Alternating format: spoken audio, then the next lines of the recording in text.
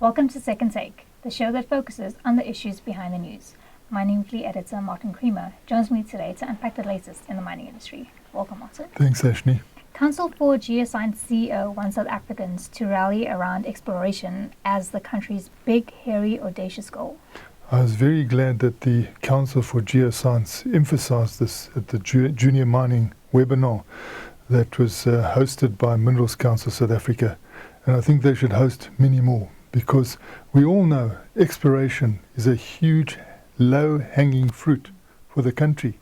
Yet we just can't get going on this, because the actual cadastre that we have at the Department of Mineral Resources and Energy seems so broken that people, I don't know how they're going to fix this thing, because that is what was telling us who had been given a license for certain areas. It seems there's a lot of confusion. And the emphasis on this, a BHAG, a big, hairy, audacious goal, he's trying to say, look, there is so much going for us here that we're missing out on. And although we've got a great history of exploration, that was done at a different time. And so certain metals were looked for and others ignored. And so we've got this opportunity for critical metals to be discovered here, but they weren't even taken into account in the past. You need total new exploration.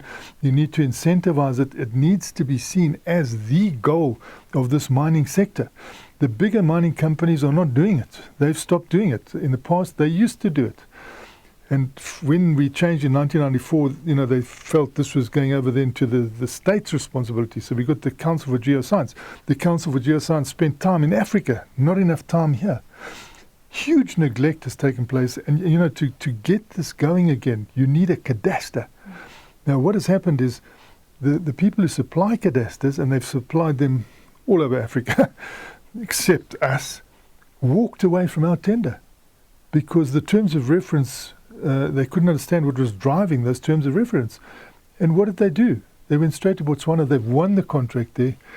And in October, we'll probably see a fantastic new, updated, modern cadastre come out of Botswana. Where do you think people are going to put their money? They can see immediately what's available. And the cadastre is much bigger. It looks at the taxes. It does so much good for the country. Yet the people supplying it just walk away from our tender because they say we can't even deal with these terms of reference. So who is the mind behind this?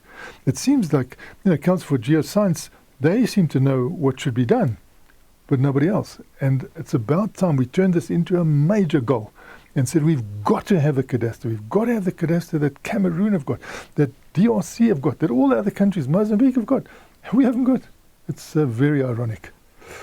Now tell us about the JSE's new product that is appropriate for fundraising by junior mining companies. And what is happening, because of the Treasury's strict rules, you can't access funding, you can't access savings in South Africa anymore for smaller companies.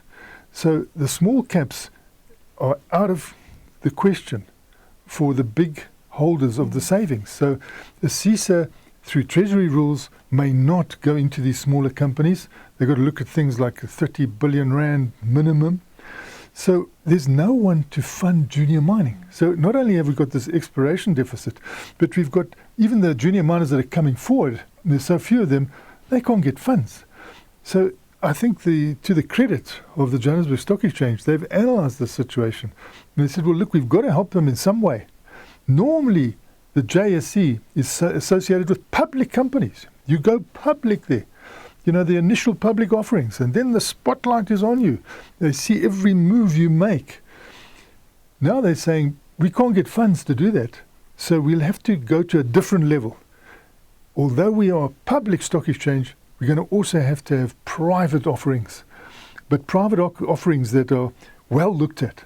So, juniors can come in, they pay a small amount, they get major fund managers, including, the big insurance companies, to look at what they're offering and see whether this is something that could bear fruit. If it is, they start getting investment, but at private scale and at a private equity scale, but very controlled. So I think it is the the alternative that we need just to get things going here, because it is shocking the way all this red tape in this country, you just can't get things going. Lastly, Martin, tell us about the world's first offshore green hydrogen production demonstrator platform, which has been positioned offshore from France. Every time we think of green hydrogen, we think of the sun, which is onshore. And when we think of the wind, we only think of onshore wind. That's all we've been discussing at the moment. Nobody's been looking offshore. Whereas if you look oil and gas, when they search for that, they go offshore. So we've got a lot of experience. But the potential offshore is huge. So this French company, Life, has said, wow, we're doing it onshore and it's really working. But we look at the offshore and we think, there you're right in the sea. So, your access to seawater is like immediate. Not only that, but the wind blowing there is really strong. And we're used to putting up wind farms in the sea.